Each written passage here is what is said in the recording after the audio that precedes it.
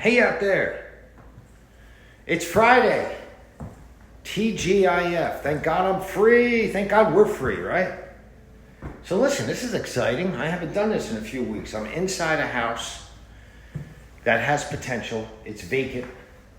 I use my special E-key because I'm a realtor.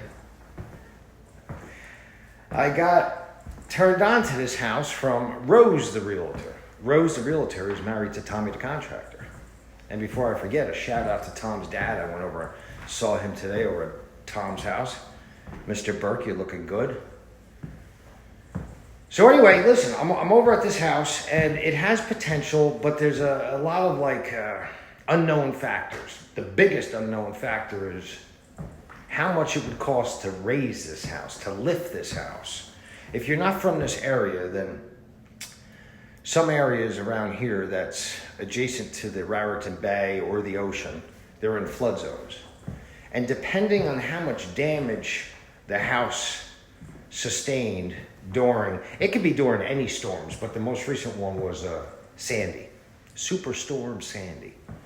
So if a house got substantially damaged and there was insurance claims made, then the town, as well as FEMA, is going to require you to lift the house. It gets confusing. I don't think anybody really knows the exact laws or guidelines, but when the town tells you you have to lift the house, it's a big project. That's exactly what it means. You have to lift the house. So a company comes in here and puts some I-beams underneath, those big steel I-beams underneath, and then jacks it up to the appropriate elevation. The elevation is determined by your elevation certificate that you get. Like a surveyor guy comes out and tells you how high the ground is that the house is sitting on. And then like in this, I would imagine, I didn't look, but I would imagine it has to be 11 feet above water level. So anyway, that's up in the air. Let me show you a tour of this house. So before I take you for a quick tour, when I spoke to Rose earlier, she gave me an approximate list amount on this house if it was to be raised and renovated. And it might have been slightly exaggerated, Rose, if you're watching this. One of the key factors is if it's going to have an ocean view, or not an ocean view, a bay view, because the bay is right down the street, the Raritan Bay, which jacks up the price. So I'm anxious to get upstairs and see. If I could see the bay at all from the second floor, then there is a good likelihood that raising in another, 8 or 10 feet off the existing foundation, that you're gonna have a bay view, and that would increase the value. How much? Not quite sure. So I'm gonna take you for a quick tour, and also just one more little tidbit in case you guys are looking for a house and it's in a flood zone and you're not sure if it has to be lifted or not, and you're in the vicinity, then take a ride by. And if the neighbors' houses are raised, you could pretty much be guaranteed that they're gonna require you to raise the house that you're looking at. Just a rule of thumb, I'm not saying this across the board. And one other thing, they'll look at the insurance claim that you made during a flood. And if it shows substantial damage, they're gonna use that also to determine whether or not it has to be raised. Okay, so without further ado, let me show you this house.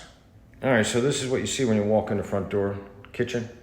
I guess this would have been the dining room at one time, possibly living room or living room, dining room combination. I'll take you guys upstairs in a minute. There's some more living area back there and there's a bathroom right over there. So this is the kitchen. Compared to houses I usually go into, where there's like dead rats and raccoons and stuff falling from the ceiling, this is in beautiful shape. Like, it's clean, looks pretty well maintained. This area over here, I would imagine they used that as a dining room.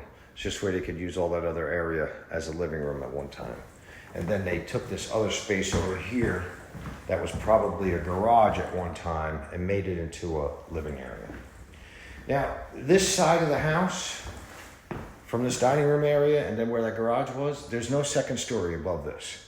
So when you go to get it lifted, you're not gonna lift, I don't know. I'm not that familiar with lifting houses, but I could tell you that you wanna minimize the amount of house that you actually lift to save on the money, but then you're going to lose square feet. So, from what I understand with lifting a house is anything that's below the level that they've determined that you have to be above, it's not considered square feet as far as living areas. So it doesn't help your selling price. So the area that I showed you over there with the garage and the dining room, with there not being a second story above, is it worth it to lift it or to build above? Those are all questions I'd have to answer. All right, so let's go down this way. So got a full bath here. That's always interesting when they do tile work like that. Like, I'm not knocking anybody. I mean, somebody lived here and it's nice and clean and it looks practical. Then over here, this is an interesting setup. So you walk in and then you got another side of like the house with more living areas. So I don't know, maybe they had extended family living over here and that was a common area back there. Then this was like maybe a makeshift second kitchen at one time. I don't know. And then back here, it's like a decent sized bedroom with a full bath back here. So if you had, I don't know, if you had one of your parents or an adult kid living with you, this would probably be nice. And again, there's no second floor above here. So whether or not you lift that or you build a second floor, when you lift the rest of the house, that's all up in the air then. I'd have to find out. Let's go upstairs. You know why I'm anxious to go upstairs? Can you see the bay from the windows up here? That is the question. I'm not going in there yet. I gotta come over here to see. All right, so this is one of the bedrooms. You know, one of the benefits of homeownership? One of the benefits is you could paint the walls this color blue because you own the house. All right, so let's see. Can we see the bay? You could possibly, I could see some down that street over there. It's like an obstructed view. And if anything else gets built, there's no way you'd see anything probably. But you have to take into consideration you'd be going up like 8-10 feet, right?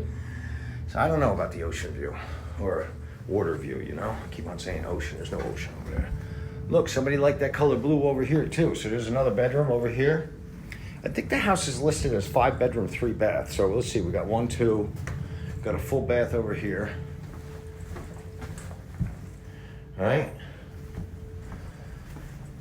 And you got the 3rd bedroom here. So those 2 rooms downstairs, oh, check that out. Somebody burned the carpet with an iron. You want to know how I know that? I was in the military in Hawaii. My mom and dad came out to visit, and my mom didn't have an ironing board, but she would always iron all of her clothes. And she ironed her pants or something like that on the carpet in the hotel, the military hotel. That thing was beautiful. And she burned the carpet. So that's how I know that's an iron spot. All right, so this must be the master bedroom because you got a nice size walk-in closet. That's big. I was gonna say it's bigger than Diane's, but it's probably the same size. All right, so you got 3 bedrooms up here. I showed you that other living area downstairs. That's where they're saying there's another 2 bedrooms. So I noticed the water's not on here. In another situation, that might be a big deal. In this one, it's not that big of a deal. I mean, if you got to raise the house and you're talking about $100,000 to lift the house, everything else that goes along with it, then a couple of busted pipes aren't going to be that big of a deal. But if a house stays vacant, you guys probably already know this, but if a house is vacant for too long and it goes through a couple different seasons, then the expansion and contraction of the pipes due to cold and hot, most of the time you're going to have some busted pipes, and that's not a good scene. Let me show you the outside of the house. And so here's the outside of the house. And like I was saying before, if you look to the neighbor, you could see whether or not the house has to be lifted. And this is an obvious one. All the houses around here are lifted. That's the bay down there. This is Dock Street in Union Beach. I think it got hit pretty hard from Sandy. So anyway, that's the exterior. When I was inside and I was showing you guys that where they did away with the garage and added some square feet, that's what I was talking about, and that's the other section. So do you want to lift that? No, you'd want to put a second story on once the rest of the house was lifted. So the house is listed at, like, I think Rose told me, like 2,300 square feet. So that doesn't. So when you lift it, that doesn't mean you're going to go up and you're going to double it because of that. That's the other section. That little area that I said would be nice for, I don't know, a parent or an adult child or something back there. But again, there's no 2 stories there. So at the end of the day, what's the square feet of a house that's been lifted? You're going to have to run numbers. Whenever I look at a house, my head starts spinning with different things. Options, possibilities, prices, costs, different things like that. This house is no exception. If you never saw a house that has been lifted up close and personal, this is typically what it'll look like. So the house is sitting on a foundation that's above the elevation that's required. The bottom portion, that's cement, it's got that skim coat over it, there's a block underneath there. That's not considered in a living square feet area. So the square feet is considered above it. On this particular house, that's why I was saying over and over again that there's no second story here. So what would the square feet be on this house after it was lifted? Because you're really only going to lift that section. And then there's going to be 2 stories, just like the neighbor's house, above 8 to 10 feet above there. So if you wanted to do the same thing over here, it would be more cost effective, I guess, to rebuild. However, it's expensive. So when Rose told me $100,000, it's making sense now, because the lift itself would be X amount of dollars. And then where there's this 1 story here, you can't just build on top of it. You have to follow the guidelines from FEMA and the town in regards to what type of a foundation you'd have underneath. So these would have to be block.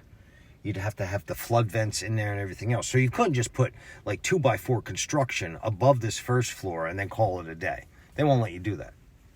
So I'll just think out loud right now. So the house is listed at, I think, 2,200 square feet, but that's for the whole house. So if you had to rebuild this portion that's only 1 floor right now, and that back portion, lift the rest of the house, put a whole new foundation, I got to tell you, $100,000, it might go above $100,000. If you could pick this house up for, let's say, $300,000, which I don't know if the seller would go down to $300,000. What could you sell it for at the end of the day? I'm going to have to run some comps, but you'd have to sell it for $650,000 in order to be worth the effort. And I don't know if you can get that here in Union Beach. I've been wearing the glasses because I wear contacts and my eye is like itchy or scratchy. I always get confused with itchy and scratchy. Are they like interchangeable? Can you say itchy when really you mean scratchy? Anyway, so listen, the buyer backed out. There was a contract on this house. The buyer backed out once they found out that the house had to be lifted. Who wouldn't? They're going to buy a house, and then they find out that in order to live in the house, it's going to cost at least $100,000 to lift it. Yeah, they're going to back out. Supposedly, the seller didn't know that the house had to be lifted. Now, I say supposedly because all the neighbors' houses are lifted. You could pretty much assume, without having to do the paperwork or going down to talk to the town, that your house is going to have to be lifted too. The other thing that happens is one of the determining, I guess, factors of whether or not a house has to be lifted is what the insurance claims were after a storm comes through. And if there were substantial claims, like dollar amount as well as damage to the property, then it almost makes sense. It's almost a wash. I'm not saying that the seller got paid $100,000 when the storm came through the last time, but if they did, and now it would be $100,000 to lift the house, it's kind of a wash, right? I'm going to have to get more info on that. So, listen, it's about 3:30 in the afternoon. I'm waiting for Diane to come home because I think we're going to go down for a couple hours tonight. And if I don't talk to you guys again, have an amazing weekend.